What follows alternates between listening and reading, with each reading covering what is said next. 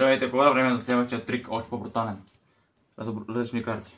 Така, сега, гледай много внимателно, гледаш ли? Да. Вземем първата карта, която е щицекърна, нали така? Да.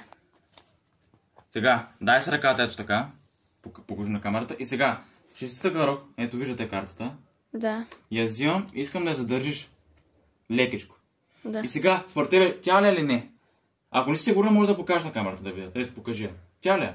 Да. Тя е. За да вяка, че е тя. Така, гледайте внимателно. Взимаме следващата карта, която е щицекупа.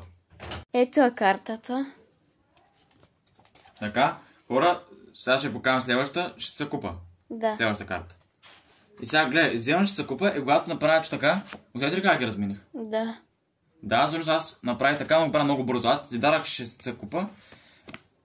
И човек тайно щицекъра, само че го направих много бързо и ти реално не можеш да разбереш кое къде е. Затова сега залога според тебе къде е щицекъра, къде е щицекупа, без да ги гледаш. Според мен ето тук е шестица каро, а тук е шестица куп. Добре, вижте, покажи камерата към мене. Вижте, всъщност, отзад мен има две оставени карти преди да започне фокусът, които са точно щицата купа и щицекъра. Покажи кой има в твоята ръка. Две дами.